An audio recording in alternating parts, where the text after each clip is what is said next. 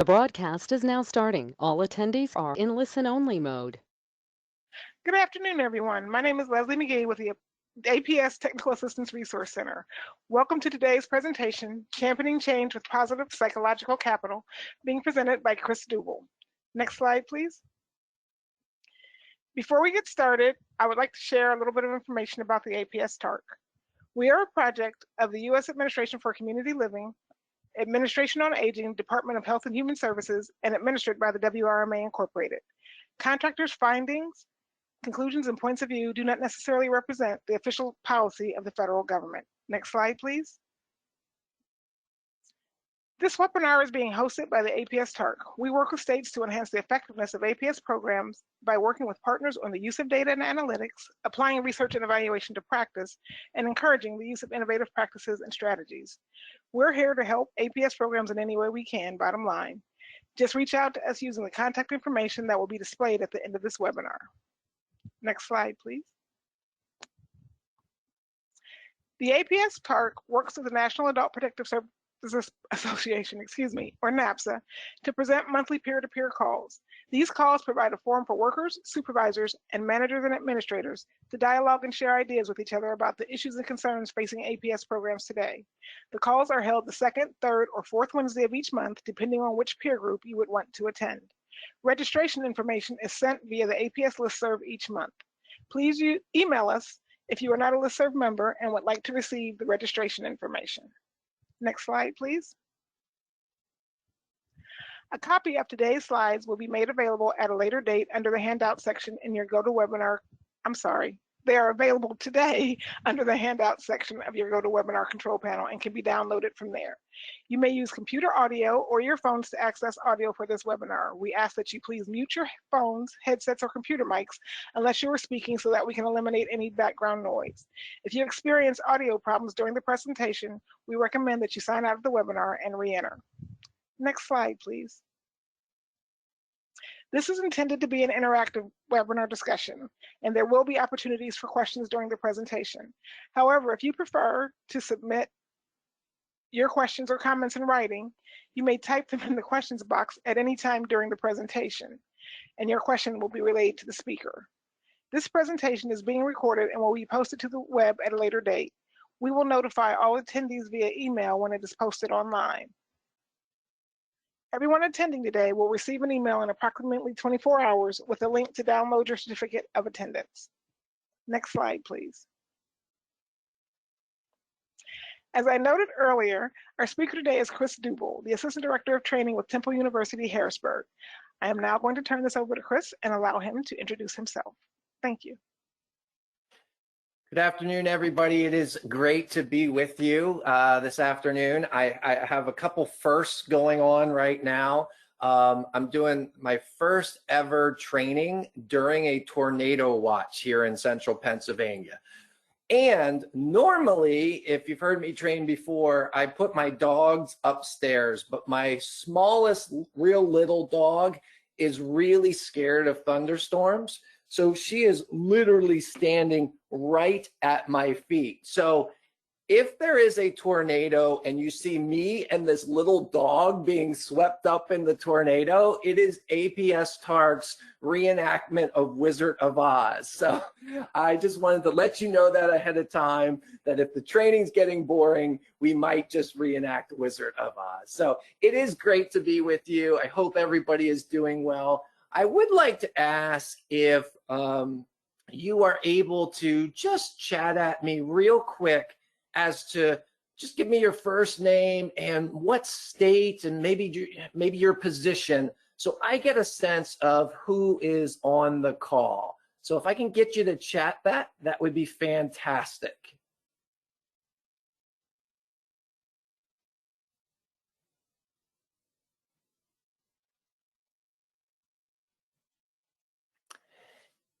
And Leslie, I'm not sure that I'm seeing everybody's chat. Is there okay. They are showing up in the questions box, Chris, so I'll read it to you. Okay, perfect. We have Amber Moore from West Virginia, policy specialist. Oh, hi, West Virginia neighbors. Sorry. Peg Rogers, who's a manager from Colorado APS. Great. Tiffany Roper from Texas, but she's an APS federal grant manager. Okay, great. Deb Swartz, APS deputy director, I'm sorry, from Kansas. Fantastic. Tyler Eli, I hope I'm pronouncing it right, from New York. Okay. Kelly Klein from the Adult Protective Services Unit in Minnesota. Elizabeth Paturi from ACL. Paturi, sorry, Elizabeth. Mary McGurran from Minnesota. Fantastic. Peter Hajmazi from Texas, a grant project manager. Rachel Lakin from New Hampshire. Maria Vasquez from Puerto Rico. Tamara Miller from Ohio. Taryn Lee Turgeon from Massachusetts. Ebony Phillips. Wow, my list just went wonky on me. Okay. Well, you gave me a nice sample. So if we've got a longer list, that's fantastic. Go ahead, Leslie. I was just like, we also have Louisiana, Idaho, and another person who didn't identify their state. So okay, great. Representation. Yeah, great. So we've got a lot of representation and diversity. And just a real quick background about me. I'm so thankful that you're spending a few minutes this afternoon, because this is a topic that I just love to talk about. I love to study. I love to try to put into my own practice at Temple University. And my portfolio involves a lot of programs, all of our campuses, continuing education and professional development contracts, but protective services is the passion for me. Some of you know me, and some of you know that I wake up in the morning thinking protective services. I first started in protective services and working with your colleagues here in Pennsylvania, and have had the opportunity to expand that across the country in 2002, close to 20 years now. And a colleague of mine recently asked me the question and said, "Hey, Chris, I've never seen you so excited about protective services. I've never seen you so charged up. What is it right now about protective services that has you so stoked and so ready to go?" And I said to him, I said, because in my time, and then maybe those of you who have had a longer tenure have other moments, but in my time, in those 20 years, I've never experienced a time like this. This is an unprecedented moment. The resources, the attention that we're starting to get is just incredible and amazing. I remember my first NAPSA conference. Andy was there, and some others of you probably were there. It was in Orlando, and full transparency here, I was sent there by Temple University to find out what products of ours we could get you to buy and we could sell you. And I remember coming back and talking to my directors after spending a week with all of you and meeting you and just finding out what was going on. And I remember saying, these folks ain't got no money. Like, they share everything. Like, they're bartering corn for curriculum. Okay, maybe it wasn't that bad. But there was that openness, there was that kind of, we just don't have many resources. We're just trying to do everything we can at the end of the day with very limited resources. And finally today, and this is what has me so excited, and I heard that we do have somebody on from ACL, and my big thanks go to ACL and the folks that we have over there that have worked really hard to get this money into the places and onto the projects that it needs to be to benefit vulnerable older adults and adults with disabilities who are vulnerable to abuse, neglect, and exploitation. So I'm so appreciative and thankful for what they're doing. But this is just a Chris Dubel opinion, okay? And now Leslie's going, uh-oh, what's he gonna say? With this moment that has me so excited and stoked, I also believe that myself and all of us who associate ourselves with adult protective services have an obligation. And that obligation is to move our field further and faster than ever before. To move our field further and faster than ever before. And that's going to involve change. And that's why we're here to discuss change and what that looks like for you. And I'm going to give you a statistic. I'm going to start off with a statistic. that is just going to make you warm and fuzzy. Leslie, I'm warning you, after I give this statistic, everybody's going to feel so empowered and excited. They're probably just going to turn off the webinar and be like, I can do it now. That statistic is that no matter what field, from human services to corporate America, study after study finds that about 70%, 7 out of 10 of all organizational change initiatives fail, and they fail badly. Some of you are going, okay, Chris, great, be a downer to start this. I'm not trying to be pessimistic, but I am trying to be realistic, because what I want us to do in APS is stick that 70% number somewhere and go, that may be true for the rest of the world, but in APS, we are going to do better.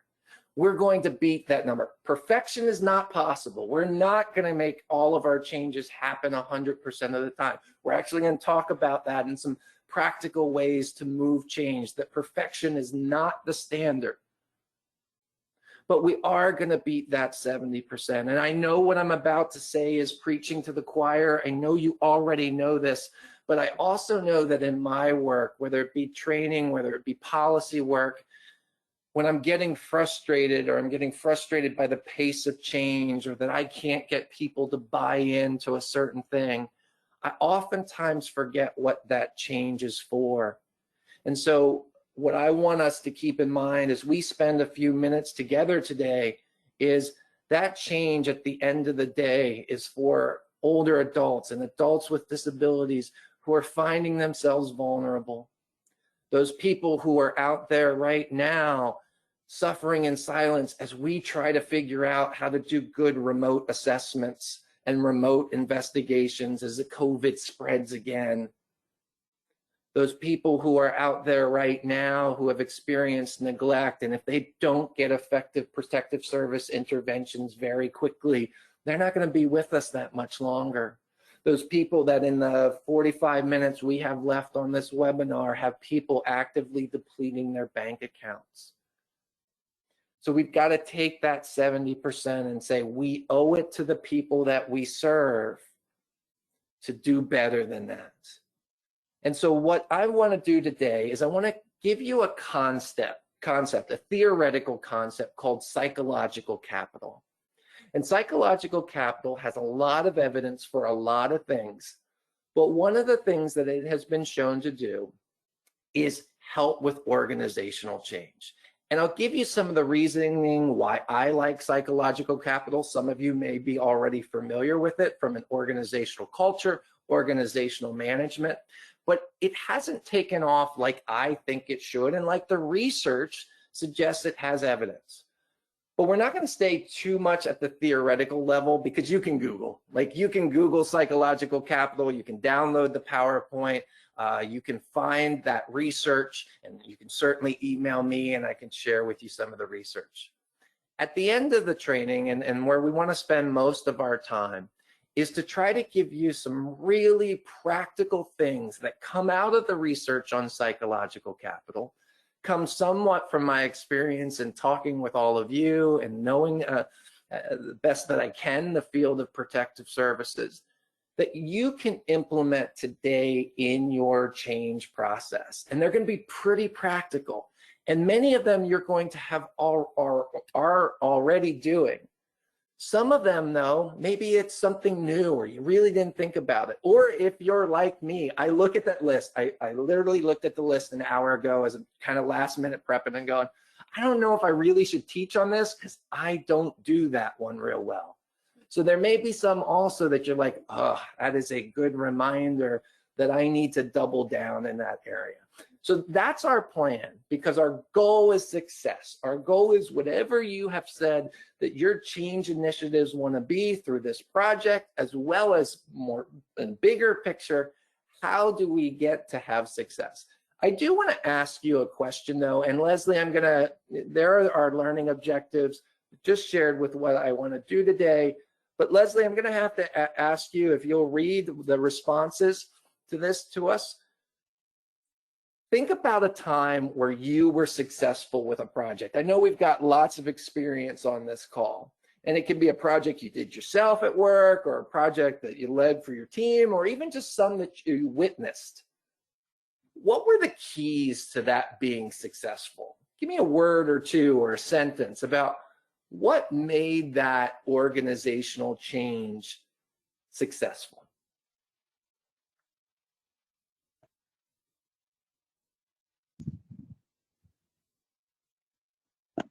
We have good communication and buy-in listed so far. Great. Good communication and buy-in, Leslie? Mm-hmm. Fantastic. Collaboration and teamwork. Collaboration and teamwork. Excellent.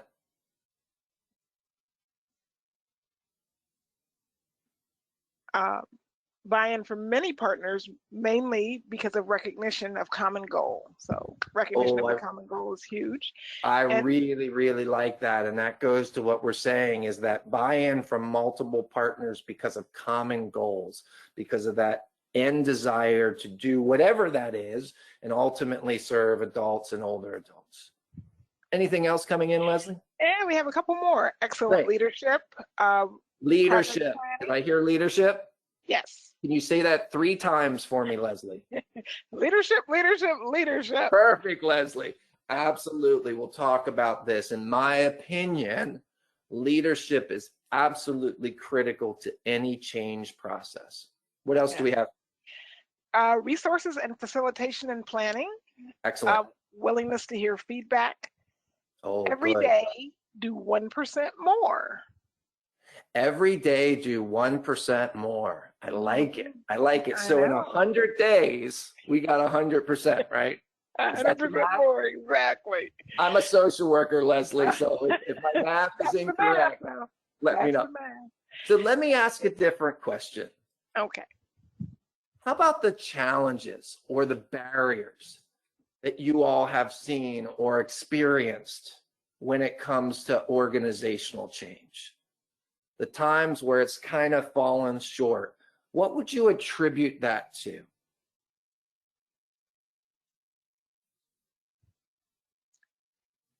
Okay, I'm waiting on a couple of things to come in. Great.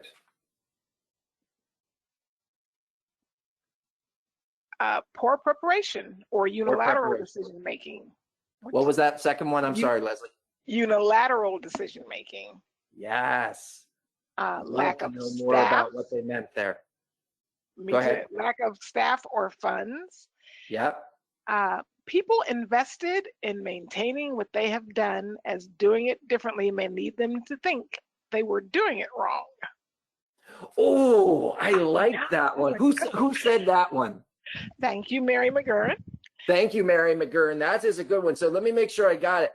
People kind of opposed to change because if they change and realize the change was the right way, they're also going to realize they've been doing it the wrong way for a long time. Mm-hmm. Another way of saying it.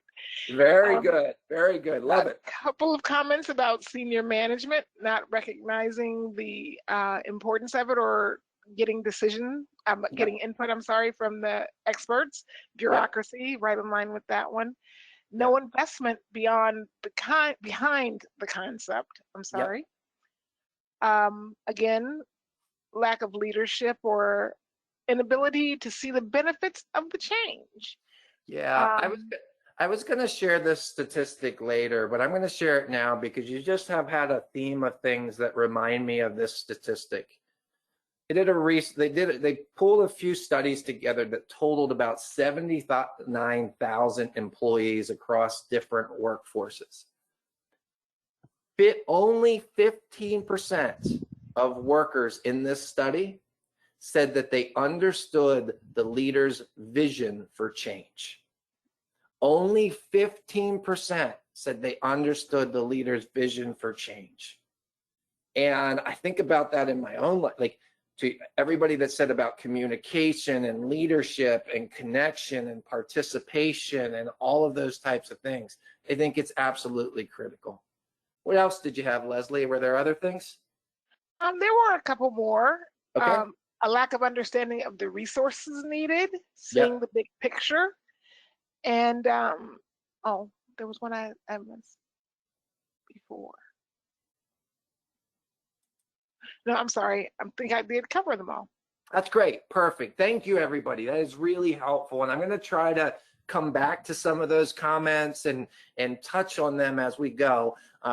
If you've heard me train before, you know I love to be interactive and I love to have a lot of discussion, but we want to stay on a time frame both for your schedules and the next band of storms here in Pennsylvania is coming through right around 4 o'clock. But we want to talk about how do we go from where we're at to producing success. Traditionally, we have viewed capital, and oftentimes in human services and nonprofits, we don't talk a lot about capital. We use other terms, but they tend to mean the same thing. We traditionally have looked at 3 forms of capital: economic capital, which is those resources, finances, tangible assets, funding, as we talked about. Social capital is kind of who we know, the relationships we have, very important, very critical in being able to do our work in human services and APS. And then human capital, what we know, experience, education, skills, knowledge, and ideas. And for years and years, if you look at the history of studying organizational change, most studies, most research focused only on one of those 3.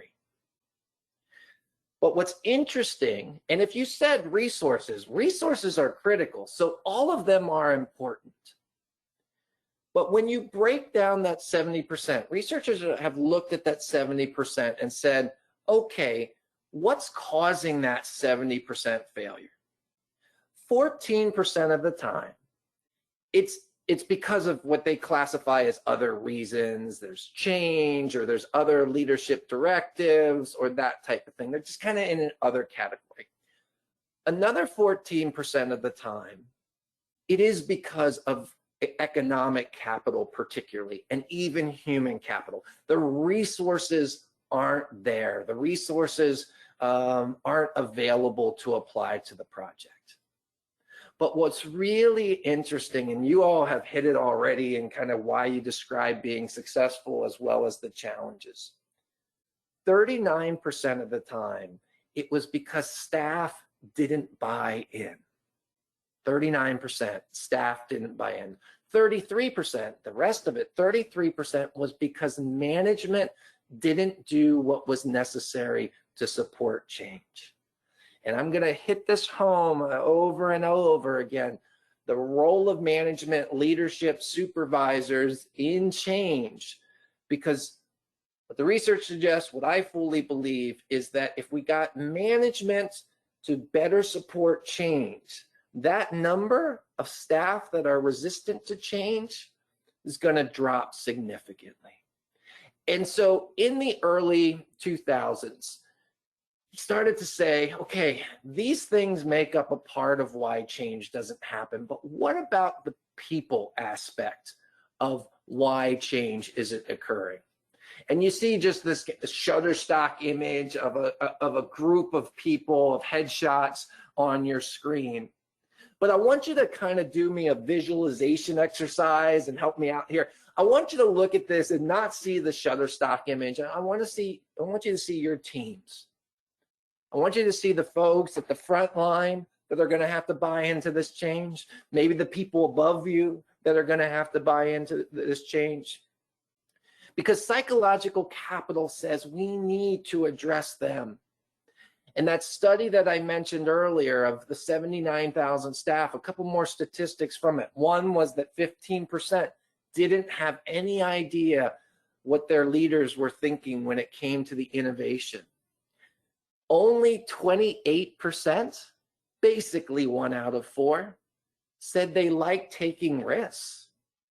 So that means 3 out of 4 from this survey, doesn't mean it applies to your teams, but think about your teams, only 3 out of 4 really want to be risk takers at work. 1 out of 4 don't.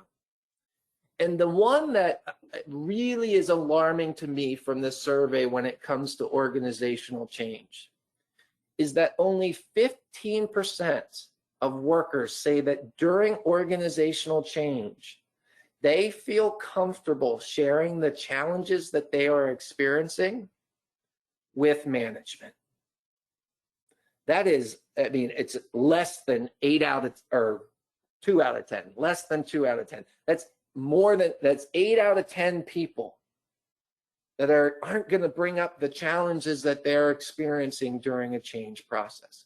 One of you, and we didn't get the names, one of you said feedback, and that constant feedback, and that is where it is so important, and we'll touch on that here very shortly. But again, think through your teams, think through who's there, think through, do those statistics resonate? Or do those statistics, they don't sound like your team? Because what psychological capital and what a lot of the organizational change says, we've got to cultivate a culture that's ready to change. And that culture may not be there currently. And we'll talk about that specifically with protective services in just a moment. So enter psychological capital. If you're curious, and I should have put this in the slide, the author, the creator of psychological capital is a gentleman by the name of Fred Luthans. It's spelled Luthans. If you're interested in Googling his work, a lot of people have studied this since and have found, again, there's change, there's dealing with stress. Actually, the training I do on burnout and stress is all based around an organizational culture perspective on psychological capital. So it has a lot of effectiveness in a lot of areas. The key to psychological capital versus the other capitals that we talked about is psychological capital is considered state-like versus trait-like. And what that means is things that are state-like, we can adapt, we can develop, we can change, we can do things differently. Trait-like things either have a cap to them or they progress very slowly. For example, under human capital, knowledge is oftentimes talked about. And a trainer should never, ever say what I'm about to say. Knowledge is most of the time capped for a lot of us. Our working and our active memory can only hold so much. Now, I'm not saying we shouldn't do training. We absolutely should. But it's not an endless thing. It doesn't change very quickly. Either does experience. And as someone said, I think it was Mary said, like sometimes that experience has been doing, they say experience is the best teacher, but sometimes experience teaches us to be doing the wrong things and handling things the wrong way. And so those things tend to be capped. And that's why a lot of people like psychological capital, because there's something we can do about it. There are policy, there are supervisory ways, there's training, there's development, there's coaching that we can do to improve the 4 constructs of psychological capital, which are hope, confidence, self-efficacy, if you like fancy words. I like just going with confidence, hope, confidence, optimism, and resiliency. Let me define very quickly for you each of those 4 constructs, because they might be a little different than you're used to hearing, at least with some of the words. Hope is not, oh, I hope that this project just goes perfectly. There are no hassles. There are no roadblocks. I hope that there's never, ever a protective service case that goes bad ever again. I hope that ACL tomorrow gives us $1 billion. Hint, hint, the person with ACL. No, hope is not that. Hope is not a pie in the sky type thing. Hope, when it comes to organizational change and psychological capital, is based around goals and pathways to get to those goals. Psychological capital, we'll talk a little bit more about this in a few minutes, demands that you have clear goals, but sometimes what we forget to do is provide for our teams, provide for the people that need to make that change, the clear pathways to do it. So if I have a goal, but I'm afraid that if I do something or something else slips up, a supervisor's going to jump down my throat, I'm going to get written up, those types of things, that's not a clear pathway to get there. So Hope in Psychological Capital says every goal that we have has to have at least one clear pathway in order to get there. The next concept is confidence. And I think most of you on this call are in administration somehow. So you know the feeling that's depicted in this picture where you feel like you're sitting on a really small branch with a lot of weight on that branch. And you're just praying that that keeps up. But in this picture, that elephant looks confident, right? Confidence in psychological capital is very similar to the word we use, self-efficacy. It is that we believe that we can successfully implement the action to be successful on a specific task. And I'll dive into that a little bit more with some specific examples. But sometimes it depends on the day of the week that you ask me whether I'm effective at organizing change or not. On a Tuesday, I'm going to be like, yeah, I'm really good at this because look at how my team's doing. And then Wednesday, I have a meeting with my team where they're ready to like basically kick me off the island. And I'm like, oh, I'm terrible at this. But that confidence is that ability to have a specific task and knowing that I can implement that. The next one, and I'm going to come back to this picture. The next one is optimism. And optimism is interesting in psychological capital because it's not the glass is always half full. Optimism in psychological capital is when good things happen, when I achieve positive outcomes, they are because of my skills, my talents, my abilities, who I am. That when a similar situation happens, I can apply those same skills, abilities, and talents and get a similar positive outcome. But optimism also recognizes that bad things happen, negative outcomes happen. But I can still be optimistic even about negative outcomes when I view those negative outcomes as things that are not because of my skills, talents, and abilities, or not because of the inner core of who I am, but because of external things that if I change next time, if I get a little more training on motivational interviewing, or I get a little more training on how to do organizational change or supervision or those types of things, that the next time I face a similar situation that went bad, I can do it well. That's optimism. And that's why I think this example is just really good. Probably most of you know this example. That is Steve Harvey. That is Steve Harvey announcing the Miss Universe contest. And that is Steve Harvey announcing the wrong winner of the Miss Universe contest. I'm going to suspect that this is one of the lowest moments of Steve Harvey's career. I don't know Steve Harvey, so I don't know this for sure, but I'm going to expect that this is. Anybody know what he did the following year? He hosted the Miss Universe contest again. Because from an optimism standpoint, Steve Harvey, I'm going to speculate, said, yeah, this isn't because of my talent, my abilities as an entertainer. This is because of external reasons. Maybe I got a bad card. Maybe I didn't read it. Maybe I read it too quickly. And next year, I can do differently because I can make the changes necessary to be successful. That's optimism under psychological capital. The fourth construct is resiliency. And Leslie, I'd like you to read a couple of the responses that you get. You see this little girl on the screen on a tricycle. She is about to fall over, or this little child, sorry, something I'm working on is being more gender neutral in my language. So this child on the tricycle and about to fall over. And it's not going to be a real big fall, right? Like, nothing real bad's going to happen. Maybe going to scrape the knee a little bit.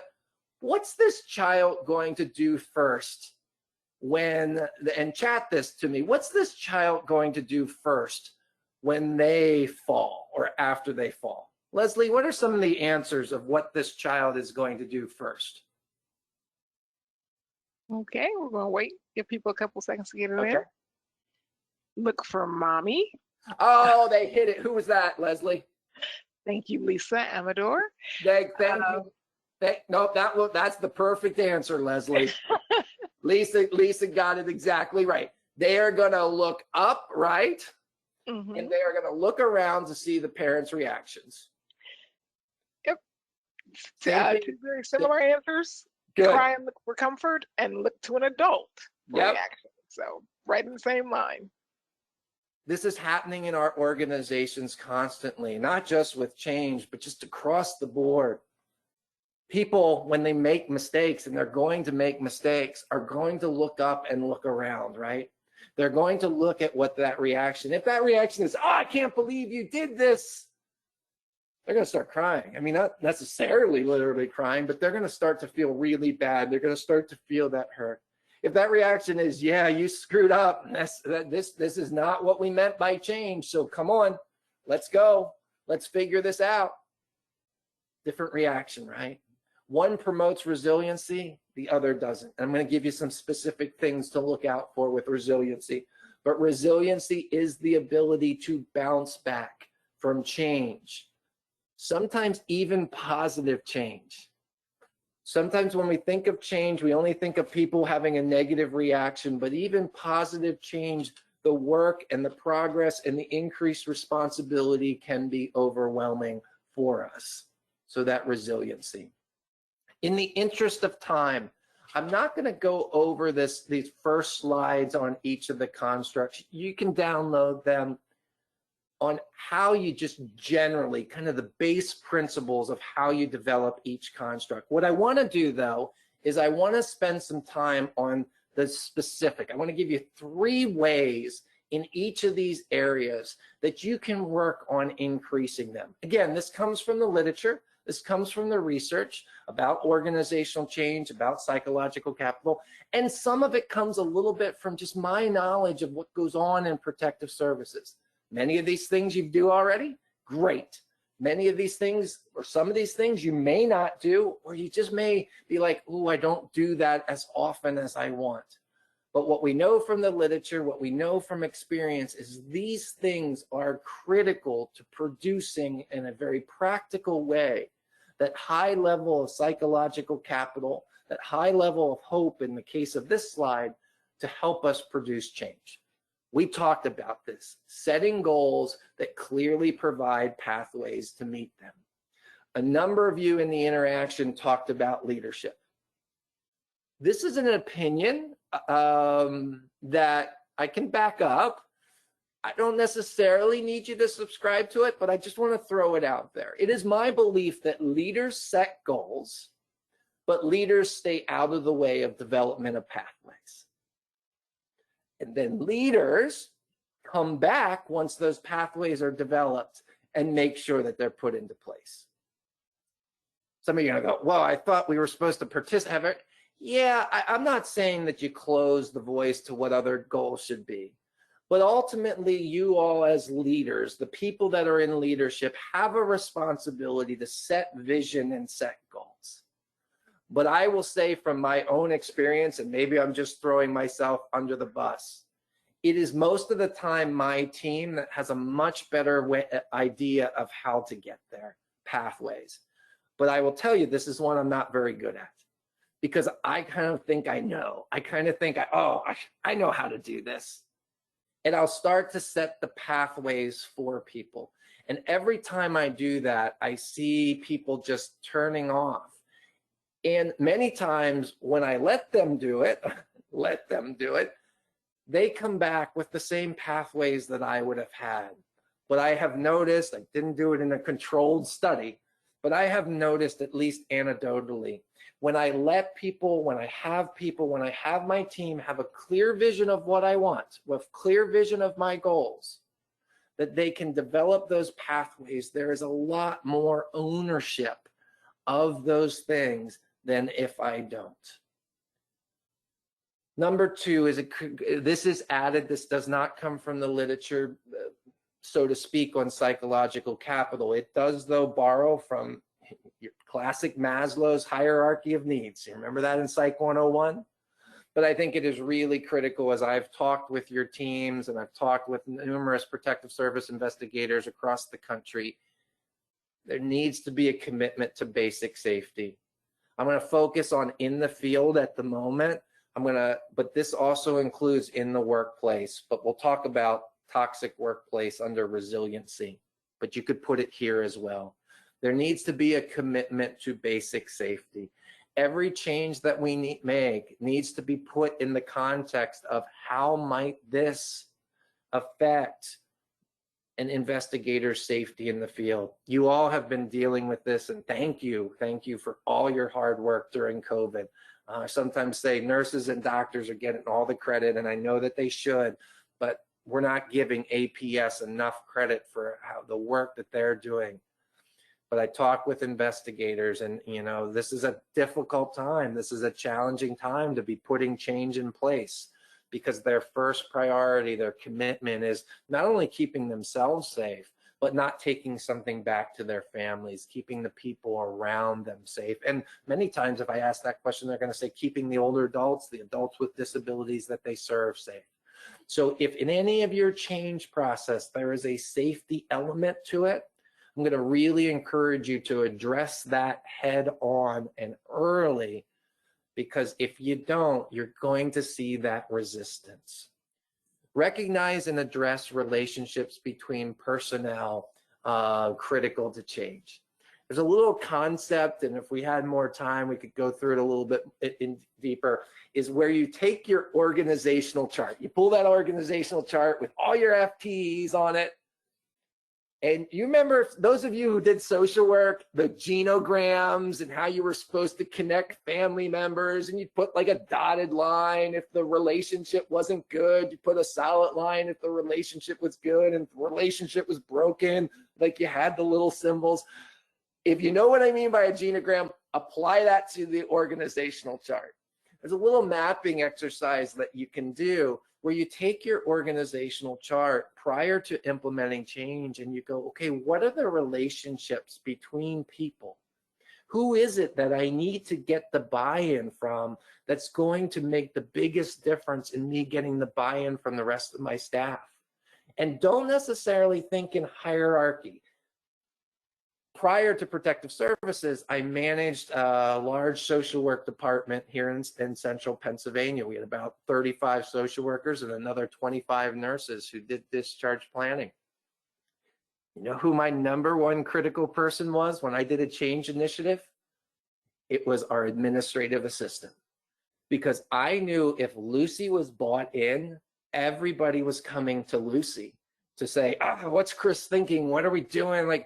And Lucy would be like, well, I think it's a good idea. Now, Lucy wasn't even doing social work. She wasn't even doing discharge planning. But I knew if Lucy said, I think it's a good idea, I think it could help people, it was going to get people to stop and think. There were other people, though, that I knew I couldn't have on the same team, or if I had on the same committee, I was going to have some challenges. Sometimes we do committees by just who volunteers versus who can work effectively together. Not that they always have to agree with everything each other say. I want some difference of opinion, but who can truly collaborate? Who can truly work as a team? Think through that a little bit as you plan your change process and who's going to be there, where you're going to go for that buy-in, as well as who you're going to assign to what. Development of confidence. Again, general principles here. The 3 ways to increase confidence during change. And I don't know who said it, but you said it well. Feedback all of the time. Invite that formal and informal feedback and make sure we're responding to that information. The research is clear. My experience is clear. Probably your experience is clear as well. The worst thing that can happen when we give feedback is to get silence back, or to get an email that doesn't perfectly describe our feedback back from us. A colleague of mine here, my assistant director for our Institute on Protective Services, Richard Albrecht, talks when he does supervisor training, talks about walking supervision. If we want to do change effectively, we've got to get out there. And I don't know if you're a supervisor, mid-level manager, director, administrator. We need to get away from our desk and go talk to people about how it's going. Yes, we need to have the meetings where formally people speak, but are we also grabbing one of our investigators and just saying, how's this going for you? How's it working? I want your honest feedback. Remember, only 15% of employees, of workers, feel like they can share the challenges that they're having. I'm going to speculate that a lot of that is because they're just never being asked in an informal way. It's just in a formal meeting where they feel that pressure. So making sure that we do that. Matching skill level to tasks required for change. Remember that self-efficacy part. Thinking through, what do you need to do? I'm going to guess, just a speculation, and Leslie, you don't have to tell me, but if somebody wants to chat anonymously that this is them, that is fine. I'm going to guess some of you prior to this position never wrote a grant in your life. And you're still not confident about your abilities to write a grant. Thank goodness you got it, but you're like, I don't know if it was any good or not. Many of us have worked our ways up, myself included, because we were pretty decent at what we did on the ground level. Not because we got a lot of courses in grant writing or organizational change management, or, we've got a few MBAs floating around administration and APS, but we don't have a ton. Making sure that we match the skills to the tasks required. If you need a champion, make sure that person truly has the personality to be a champion. If you need that technical person to be reviewing curriculum, and again, I don't know what all your projects are, but reviewing policy, make sure we're doing that. This third one relates, and it's a little bit different as well, and it's why this picture of the cat standing by the birdhouse is sometimes we have a tendency to go to the same people every single time when we need the bulk of the work done. And we burn our champions out. We burn out the people who would be willing to volunteer and who would be very effective at it, because they know if they stick their hand up, there's a lot of work coming. And I would love to tell you that I never do this, but just yesterday, I was talking to one of my team about a change thing that we had to do. And she said to me, she said, basically, Chris, you're saying my job just got 10% more work. And the people that aren't up to it, they're not having to do as much as I'm doing just because I have this skill set. I was like, you're right. You're right. I was working on burning out my champion. I was working on burning out that person. And it's natural because I know I can depend on her. I know I can depend on her commitment to the project. We have to be careful about doing that. Development of optimism. We need to have positive, realistic, and measurable outcome expectations. Now, if you've ever been part of this, I had this experience recently with a grant that was written for me, that the expectations were way too high and they were unachievable. And from the moment I started that grant to the moment I ended it, I hated every moment of it, and I felt so disempowered because I knew we couldn't get there. Thinking about those realistic and measurable outcome expectations. And some of you might be thinking, ooh, because we all do it. We all shoot for the skies in our grant applications. But was that realistic? Is that a realistic outcome? And no, you cannot go to ACL and say, Chris Dubel said we could modify our goals. No, you won't get away with that. But I would say, think about how you're passing on those goals to your teams. Does it feel achievable? Because if it doesn't feel achievable, they're most likely not, the motivation stops before it gets started. So even if, I'm just making up a number, even if you set a certain goal at 40% over the next 2 years, make sure you're not just saying, okay, we got to improve by 40%. Make that measurable to people. Make that achievable to people. And I am a huge fan of dashboards when it comes to change. Making information and data available to people on a constant basis whether we're doing well at something, whether we're doing okay at something, or we're not doing well at all.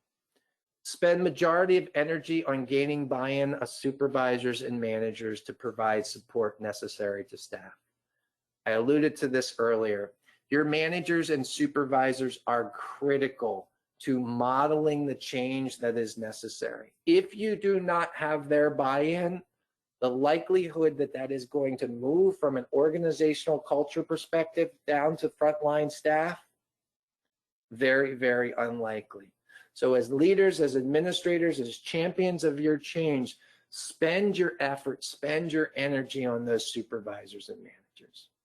Number 3 is accept and demand responsibility by everyone for the good, the bad, and the ugly.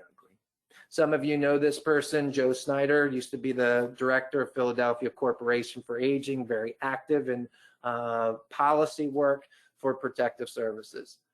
Joe's has been a mentor for me, and Joe has a saying that says, what one of us does in protective services, all of us do. And what all of us do in protective services, one of us does. It has to be that mentality. If leaders, as leaders, if we've screwed up, if we've missed something, we've got to step out. Because what that's going to say, remember, optimism is about saying, okay, we've missed some things here, but this is what we're going to change. This is what we're going to do differently. So when we face this situation again, when we continue to confront the goals of this grant, we can still be optimistic about it. Resiliency. Expect and embrace failure as learning. I don't have time to dig into this too far, so I probably shouldn't even mention it, but I will anyway. We have this thing in APS where we almost have this implied expectation of perfection.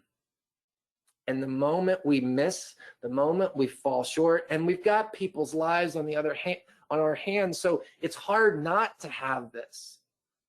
But there's always going to be a margin for error. And when we do fail, to produce resiliency, we've got to take that, we've got to acknowledge it. We don't ignore it. This is not, we don't have failures here, we only have opportunities for improvement. It's not that concept. It's like, no, we screwed up here, and what can we learn from this? Whether it be change management or all of APS, root cause analysis, thinking through, what's the root that's getting in the way of our change? Demanding a solution focus. I find that in change management, and I get tempted by this too, is we spend a lot of time letting people take over meetings that are just, they were resistant to change the moment they came out of their mother's womb. Like, they were the ones going, oh, this is absolutely the wrong day. I wasn't supposed to be born this day. I was really comfortable. I wasn't prepared. Like, you know these people in your organization. Those people that no matter what you do, they are going to throw obstacles at you. Here's what I want you to say back to them. Okay, what's your solution? Okay, what's your solution? Okay, what's your solution? Demand that solution focus. It doesn't mean that we don't hear the voices of the people who are legitimately trying to grasp something or understand why we're doing something. But particularly for those people that aren't going, because there are going to be certain people that are just never going to adjust to change. Flip it back on them. Demand that solution focus. Last one on here, and I do want to spend just a couple minutes opening it up for questions, and I can stay on longer if Leslie wants me to, is we've got to end toxic workplace behavior.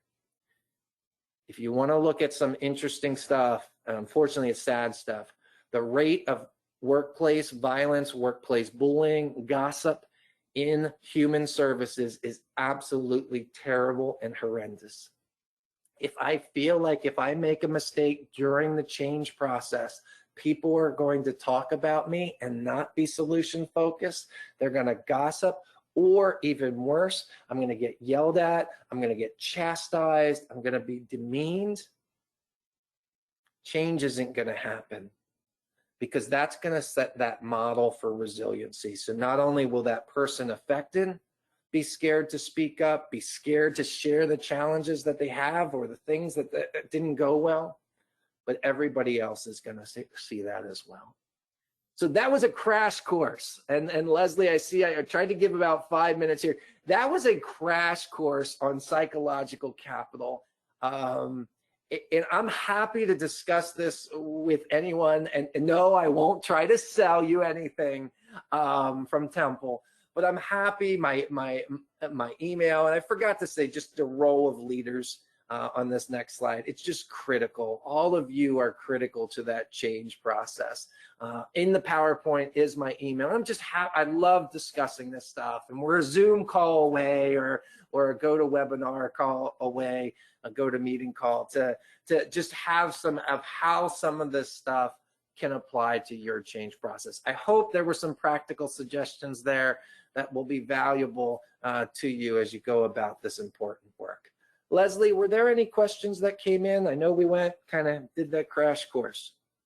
Yes, we did go through quite a bit pretty quick, Chris, but there was one request for you to give the reference that you mentioned earlier again. Yeah, sure. It's Fred Luthans, and it's Luthans.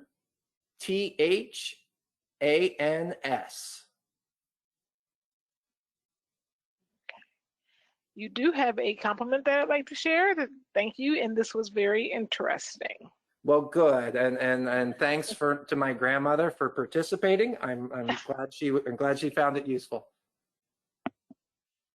Okay, I at this point do not see any other questions coming through. So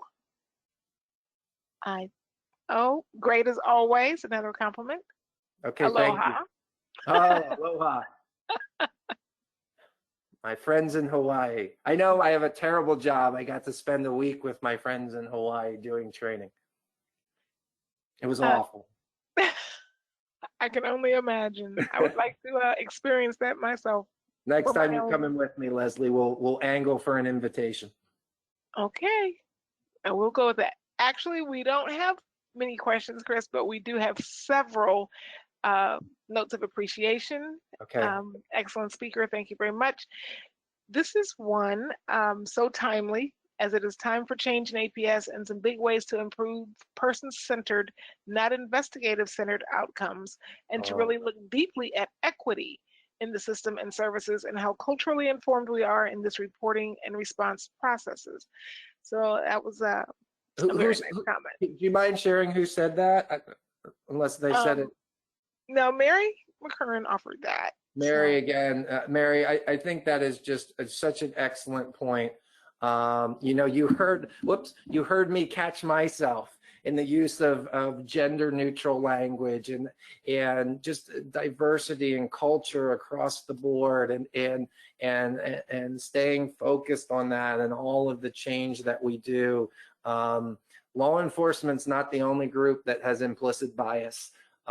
Anytime that we stick in the role of authority over people, we need to be confronted. And I know we don't think about ourselves that way, but at some level we do have authority in APS, and we need to confront those issues of race, ethnicity, sexual orientation, gender identity, you name it. I just think it's really, really important. And so thank you for that comment. It was a great addition to what we talked about.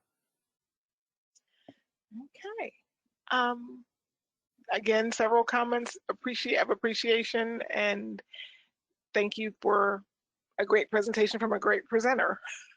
So, yeah, thank you everybody for kind of what you do, and again, if I can be a support, I would love to support you. Again, we can just have a conversation, Zoom call, and appreciate everything everybody is doing.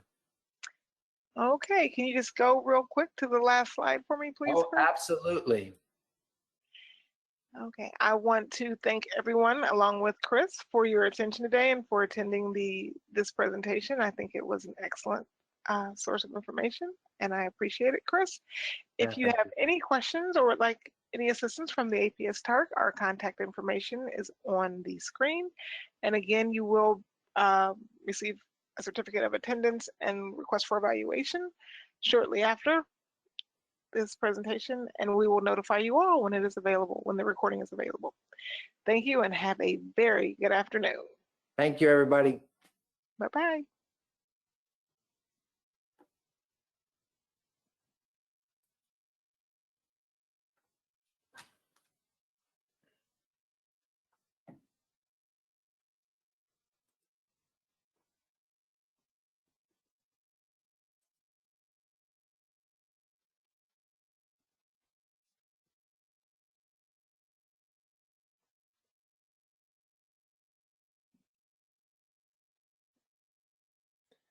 Leslie, you still on?